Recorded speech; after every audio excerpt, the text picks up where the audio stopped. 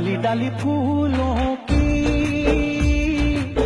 तुझको बुलाए रे मुसाफिर मेरे उत्तराखंड में। बादलों की ओर पे ओढ़नी वादियां गीत सुनाए मीठे मीठे मेरे उत्तराखंड में।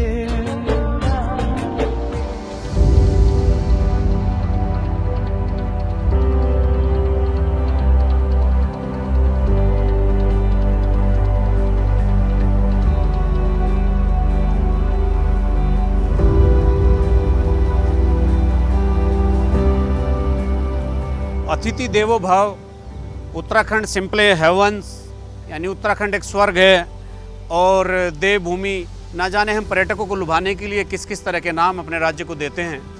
और पर्यटन एक ऐसा स्रोत है उत्तराखंड में जिससे यहाँ पर पर्यटकों की संख्या हर साल बढ़ती जाती है। तो लेकिन अब कोई भी बात हो, कोई भी जिक्र हो, कोई भी विषय हो, फ़ायदे का हो, नुकसान का हो, अच्छा हो या बुरा हो, किसी की भी चर्चा कोविड-19 के जिक्र किए बगैर पूरी नहीं होती। तो कोविड-19 ने इस बार पर्यटन का कैसा पतन किया है, ये कहानी मैं आपको अपनी ज़ुबानी सुनाता हूँ और एक ऐसे स्पॉट से सुनाता हूँ जो एक पर्यटक स्थल है, जो इस समय बिल्कुल भरा पूरा रहता था, जहाँ हज़ारों की संख्या में पर्यटक रहते थे। ये सहस्त्रधारा है। सहस्त्रधारा देहरादून का एक इलाका है और सहस्त्रधारा जो ये नदी बह रही है, तो ये नदी इस सहस्त्रधारा नदी के नाम से ही जानी जाती है। यहाँ गर्मी मिटाने के लिए देहरादून से तमाम लोग, देहरादून ही नहीं आसपास के इलाकों से भी तमाम लोग यहाँ अपनी गर्मी मिटाने के लिए इस नदी में नहाने के लिए आते थे। दिन भर यहाँ रहते थे। ये सहस्त्रधारा पूरी तरह से गुलजार रहता था और यहाँ के आसपास के गाँव और सहस्त्रधारा ग्राम पंचायत है भी ये, तो यहाँ के आमदनी का एकमात्र स्रोत पर्यटन था। लेकिन कोविड-19 के बाद जो लॉकडाउन हुआ, उस लॉकडाउन ने सारी कहानी ख़त्म कर दी। अब उत्तराखंड को यूं ही विश्व और देश के पर्यटन के नक्शे पर नहीं रखा जाता। यहाँ पर उस तरह की चीज़ें हैं, उस तरह के पर्यटक स्थल हैं कि लोगों को लुभाते हैं, वो पर्यटकों को लुभाते हैं और बुलाते हैं। तो इसीलिए यहाँ पर अतिथि देवो भव, देवभूमि और उत्तराखंड सिंपल हेवंस, तो इस तरह के यहाँ एक जो नारे एक होते हैं, उस तरह के नारे दिए जाते हैं ताकि लोग आएँ। और सभी चीज़ों का नफ़ा नुकसान सब होता है। ऐसी परिस्थितियों में भी अगर कुछ फ़ायदा दिखा तो वो मैं अपने आपको दिखाता हूँ। उसका फ़ायदा क्या होगा, जब यहाँ भीड़ होती थी और भीड़, पानी भी गंदा हो जाता था। तो पानी गंदा होने के बाद आज ये मतलब कमोबेश वही समय है जब यहाँ क्राउड होता था। इतना साफ़ पानी कभी नहीं होता था। मैं आपको ये पानी दिखाता हूँ, इसकी निर्मलता, इसकी कोमलता देखिए। ऐसा पानी यहाँ पहले कभी इस तरह से इस सीज़न में देखने को नहीं मिला। जब लोग यहाँ आकर नहाते हैं, तमाम गंदगी फैलाते हैं, तो इस तरह का पानी, इतना साफ और इतना कोमल, इतना निर्मल पानी यहाँ कभी पहले देखने को नहीं मिला। और ये कोविड-19 के जो कुछ फ़ायदे हैं, जो नेचुरल फ़ायदे हैं, यही है। लेकिन बात मैं पर्यटन की करूँगा, क्योंकि पर्यटन उद्योग एक तरह से पूरी तरह यहाँ चौपट हो गया है। और चौपट किस लिए हुआ कि लॉकडाउन है, एक ऐसी महामारी विश्व में, देश में फैली हुई है, जिससे यहाँ पर लोग आ नहीं सकते, प्रतिबंधित है आना। और उत्तराखंड को यहाँ पर जो लोग छुट्टियाँ बिताने आते थे, उस तरह का मामला इस बार नहीं रहा। उत्तराखंड के बारे में भी थोड़ा मैं आपको बताता हूँ। उत्तराखंड एक ऐसा राज्य है जिसकी आर्थिकी काफ़ी हद तक पर्यटन पर आधारित है। यहाँ पर पर्यटन के ऐसे स्थान हैं जो अंग्रेज़ों ने बसाए हैं, जैसे मसूरी शहर, जिसको हम पहाड़ों की रानी कहते हैं, मसूरी, वो अंग्रेज़ों ने बसाया था। उसको 129 साल पूरे हो गए मसूरी को बसाए हुए। ये जो नदी है, इसके बराबर से जो एक रास्ता होकर जाता है, वो भी मसूरी पहुँच जाता है। और इत्तेफाक ये है कि जब से पर्यटन सीज़न शुरू होना चाहिए था, उसी समय कोविड-19 ने पूरी घेराबंदी कर दी। उसी पर्यटन सीज़न तो शुरू नहीं हुआ, लेकिन कोरोना वायरस का भय और कोरोना वायरस का ख़राब माहौल शुरू हो गया। इसी वजह से नैनीताल, भीमताल, मसूरी, धनोल्टी, उत्तरकाशी, चक्राता, टाइगर फॉल, इतने महत्वपूर्ण और रमणीक स्थान जो सुनसान पड़े।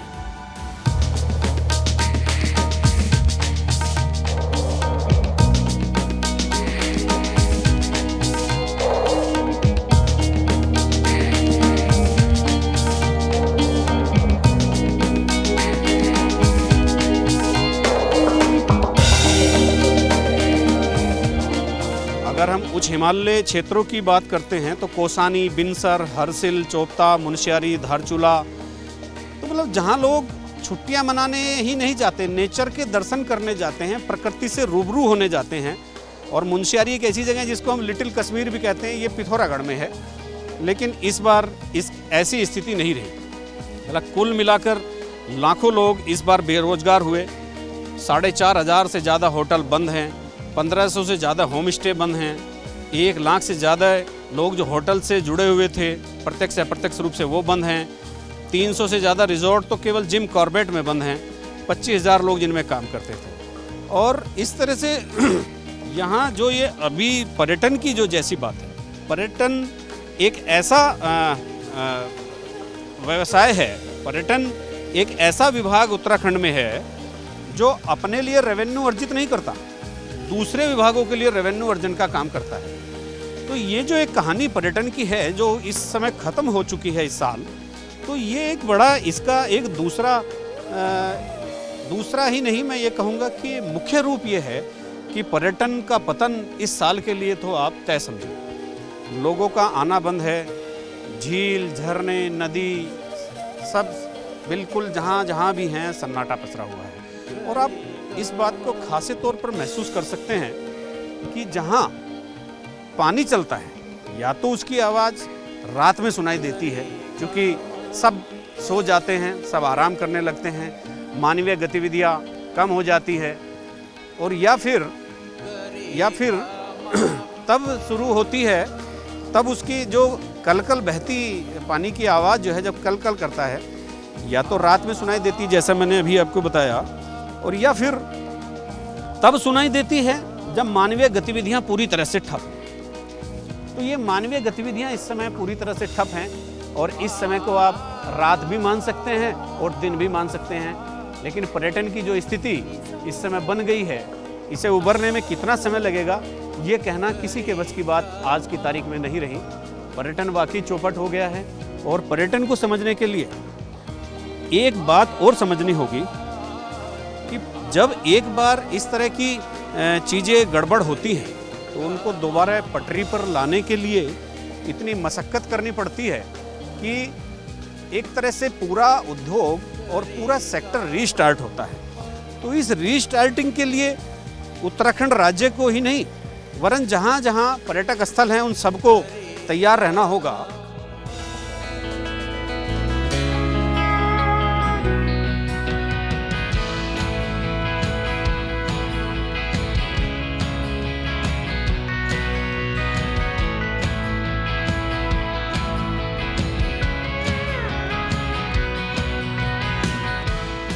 तमाम पक्षियों का, चिड़ियों का कौतूहल, उनका शोर उनको सुनाई पड़ता है। तो ये एक स्थिति ऐसी बन गई है अब कि पर्यटन में जो ठहराव आया है, अब उत्तराखंड खास इसलिए है तो उत्तराखंड में चूँकि सबसे बड़ा स्रोत पर्यटन का है, और पर्यटन में केवल यहाँ पर्यटन ही नहीं माने जाते, पर्यटन में केवल पर्यटन नहीं रह जाता, पर्यटन में 4 धाम यात्रा जहाँ लाखों लोग हर साल आते हैं, पर्यटन में wild life tourism, Jim Corbett, national Rajaji tiger reserve, ये तमाम लोग होते हैं। ये तमाम ऐसे स्थान हैं जो लोगों को बुलाते हैं, और यहाँ लोग कई दिन ठहर कर और बहुत अच्छे से आनंद लेकर तब यहाँ से जाते हैं। और अच्छा है, एक बात जो कही है पर्यटन विभाग का जो एक लोगो है उत्तराखंड सिंपली हेवंस, तो ये कैमरे की नज़र से आप देख सकते हैं वाकई स्वर्ग है, और ये अभी भी स्वर्ग है। जब कोविड-19 है तब भी ये स्वर्ग है, और जब कोविड-19 नहीं था, यहाँ क्राउड होता था, यहाँ तमाम भीड़ होती थी, तब भी ये स्वर्ग ही था। और इसकी जो खूबसूरती है, इसकी नैसर्गिक खूबसूरती है, जितने तमाम स्थान मैंने अभी आपको बताए हैं पर्यटन से जुड़े हुए, आप उनको देख सकते हैं, उनको महसूस कर सकते हैं। और मेरी बात सुनकर अगर आप वेबसाइट पर जाकर ही हरसिल को देखेंगे और रुद्रप्रयाग के चोपता को देखेंगे, जिसको चोपता को उत्तराखंड का स्विट्ज़रलैंड कहा जाता है, और पिथौरागढ़ में एक छोटा शहर जिसका मैंने अभी जिक्र किया, मुनस्यारी एक ऐसी जगह है जहां आप जाते हैं तो लिटिल कश्मीर उसको बोलते हैं। और बागेश्वर, एक ऐसा शहर, सांस्कृतिक शहर, जो सरयू और गोमती के तट पर बसा है, जहाँ सरयू और गोमती नदी का संगम होता है। और वहाँ एक उत्तरायणी मेला लगता है, और उस मेले में जो पहाड़ की जो संस्कृति की झलक मिलती है, उसे देखने के लिए भी लोग दूर दूर से आते हैं। मसूरी और नैनीताल, जिम कार्बेट, हरिद्वार में चंडी और मनसा का मंदिर, दक्ष प्रजापति का मंदिर, ये तमाम चीज़ें हैं। लेकिन ये अप्रोच में जैसे ही आप ऊपर चलते हैं तो आपको एक दूसरा फील आता है कि कहीं हम दूसरे लोक में तो नहीं आ गए, क्या ये दूसरी दुनिया है जहां हम चल रहे हैं। इतनी हाइट पर जो स्थान हैं उनको देखने के बाद ऐसा लगता है कि क्या हम अभी तक कहाँ थे और इससे पहले क्यों नहीं आए, और ये जगह हमें बार बार आनी चाहिए यहाँ हम अभी तक नहीं आए थे। तो कुल बात उत्तराखंड के पर्यटन की है, जिससे करीब मैं अगर एक अनुमानित तौर पर आपको बताता हूँ, जिसमें 4 धाम यात्रा और wild tourism, wild life tourism, और दूसरे वाला जो टूरिज्म है, जो रमणीक स्थानों पर जो लोग जाते हैं, मसूरी नैनीताल जैसे शहर, तो मैं आपको एक बहुत ही अनुमानित एक आंकड़ा बता रहा हूँ कि उत्तराखंड को, इससे उत्तराखंड और इस व्यवसाय से जुड़े हुए लोगों को 1000 करोड़ का नुकसान इस बार होने जा रहा है। और इस नुकसान की भरपाई कम से कम अभी तो होगी, ये सोचना भी एक गैर वाजिब सी चीज़ है। लेकिन कोविड-19 के बाद जब ये ख़त्म हो जाएगा, ये बुरा दौर ख़त्म हो जाएगा, भगवान कृष्ण ने भी कहा है कि जब भी ऐसा कोई बुरा वक्त आए तो मेरी लाइन पढ़िए कि ये वक्त भी गुजर जाएगा। तो जब हम ये सोचते हैं कि ये वक्त भी गुजर जाएगा, अगर भगवान कृष्ण की ये लाइन पढ़ते हैं तो लगता है कि हिम्मत आ जाती है अंदर से कि ये वक्त भी गुजर जाएगा।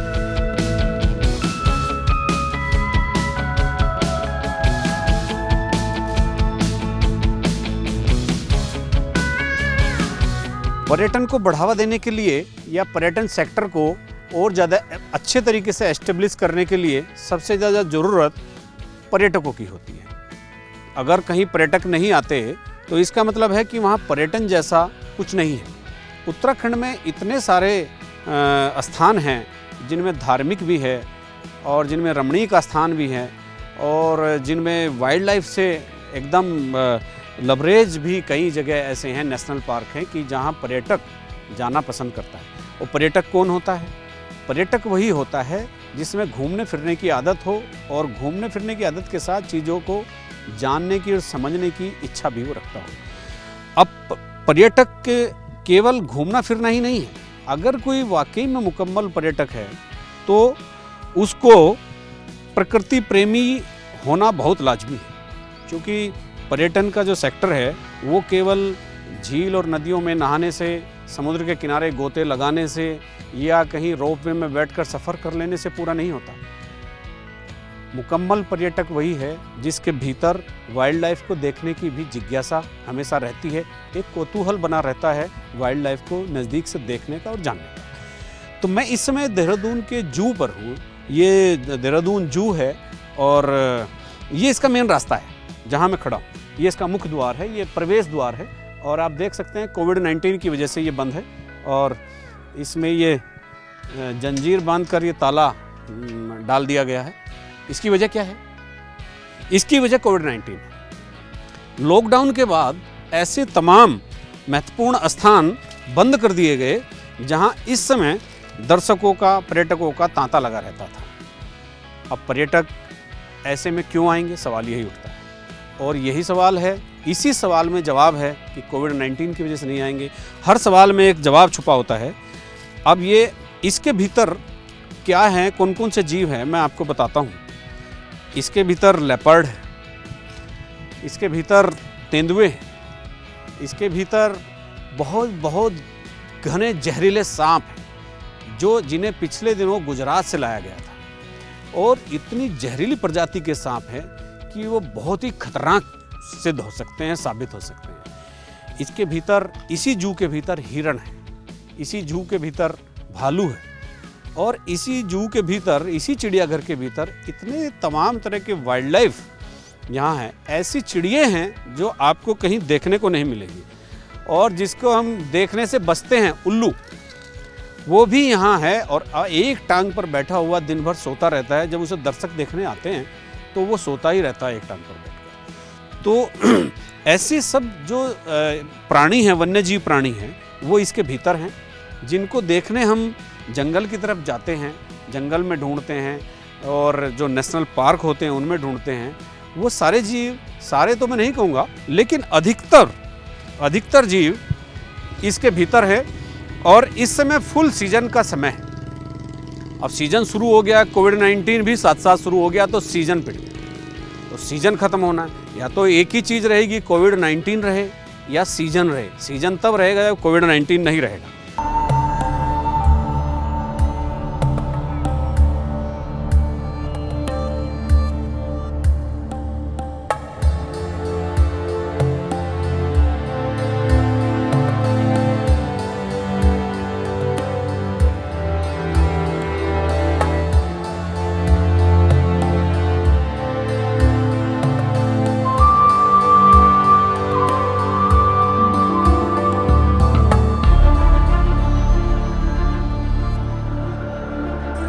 कॉर्बेट टाइगर रिजर्व जो है 17 मार्च से लगातार बंद है, और जो गवर्नमेंट ऑफ इंडिया की गाइडलाइंस है उसके हिसाब से अभी वर्तमान में किसी भी तरह की यात्राएं नहीं हो रही हैं। तो अभी अग्रिम आदेशों तक कोई भी टूरिज्म की एक्टिविटी जो है वो बंद है।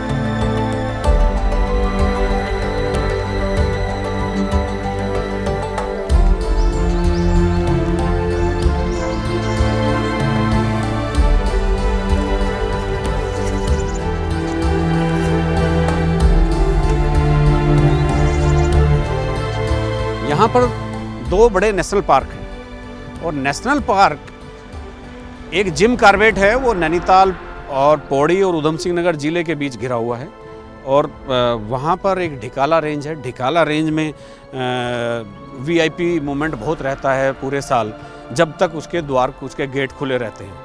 वहाँ पर सोनिया गांधी जी आती हैं, वहाँ पर प्रियंका आती हैं, प्रधानमंत्री नरेंद्र मोदी वहाँ आते हैं, और तमाम सुप्रीम कोर्ट और हाई कोर्ट के न्यायाधीश गण वहाँ आते हैं। ऐसा कोई वीआईपी नहीं बचता उत्तर भारत में खास तौर पर जो जिम कॉर्बेट ना आना चाहता और ना आता हो। तो जिम कॉर्बेट, वहाँ पर सफारी है, सफारी के साथ साथ टूरिस्ट गाइड है, क्योंकि एरिया बहुत बड़ा है। अब सवाल ये है कि कोविड-19 में यहाँ की गतिविधियाँ भी, जो वन्य जीव गतिविधियाँ हैं, मानवीय गतिविधियों के साथ साथ, वो भी ठप हैं।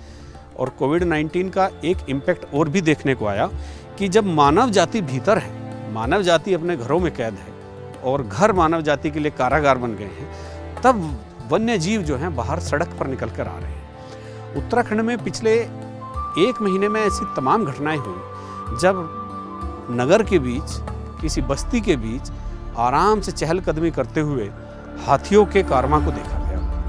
हाथियों का एक काफिला जा रहा है, उनके बच्चे हैं और दूसरे जानवर हैं, तो वो सब जा रहे हैं और निर्भय होकर जा रहे हैं। उन्हें ये पिछले दिनों में ये एक उनके मन में एक ये विचार जरूर आया होगा कि जो मनुष्य है, ये आजकल इनकी गतिविधियां नहीं है, इनका आवागमन नहीं है, तो चीज़ें सुरक्षित हैं।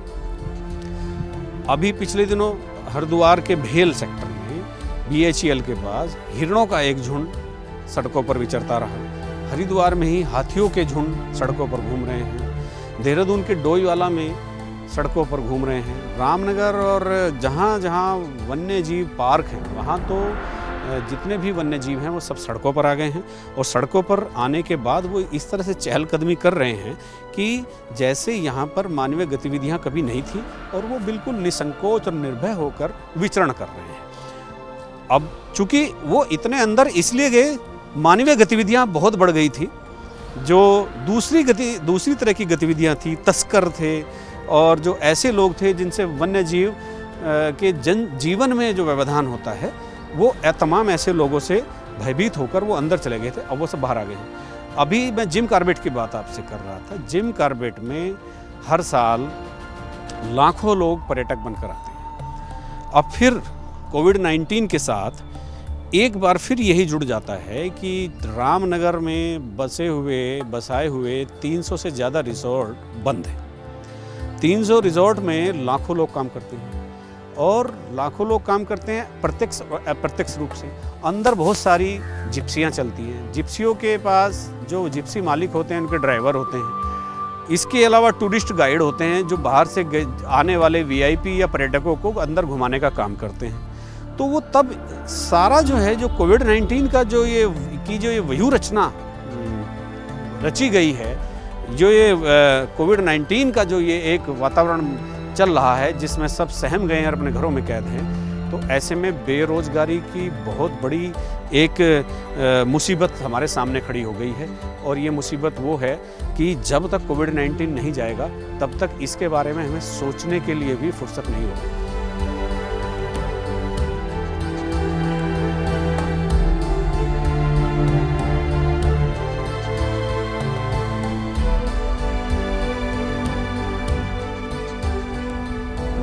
मौजूदा स्थिति में तो सारे रिजॉर्ट इस टाइम पे बंद हैं। 60 से 70% 80% स्टाफ हम लोगों ने अपने घरों को भेजा हुआ है। हम लोग एक्सपेक्ट कर रहे थे कि चीज़ें बहुत जल्दी सामान्य हो जाएंगी, बट परिस्थितियां देख के लगता है कि अभी इतनी जल्दी ये चीज़ें सामान्य होने वाले नहीं हैं।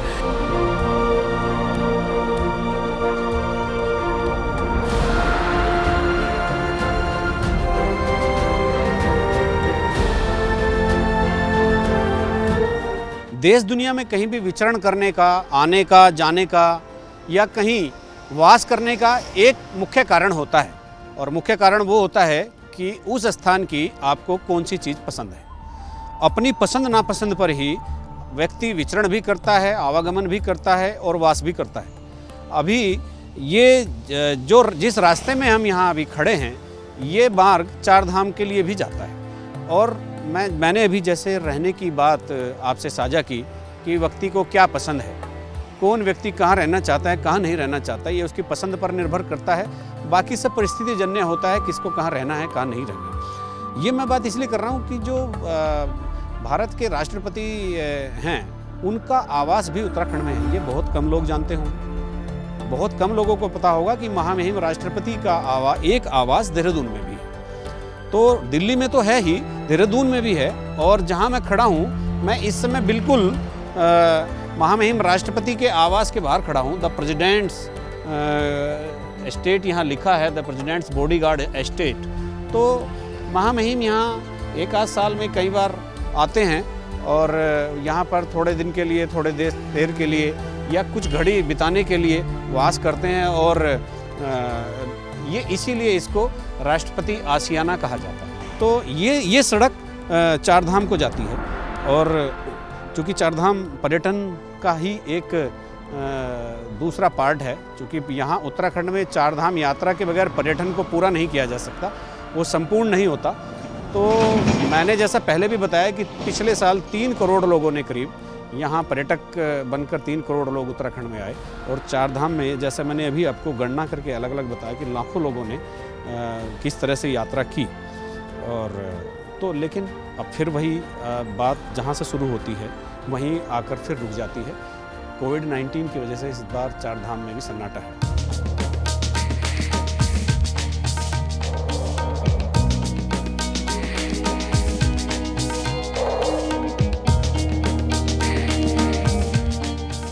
इस बार के लॉकडाउन की वजह से यात्रा पर प्रतिकूल प्रभाव पड़ेगा। यात्रा का सबसे महत्वपूर्ण हमारा समय होता है वो पहले 45 से 50 दिन का होता है, जब हमारे कपाट खुलते हैं और मानसून जब तक प्रारंभ नहीं होता है। एक बार मानसून प्रारंभ हो जाता है इंडिया भर में, तो यहाँ पर आने वाले लोग भले ही वो गाड़ी से आने वाले हो या फिर हेलीकॉप्टर से वहाँ ऊपर जाने वाले हो, सभी प्रकार के यात्री काफ़ी कम संख्या में आना प्रारंभ कर देते हैं।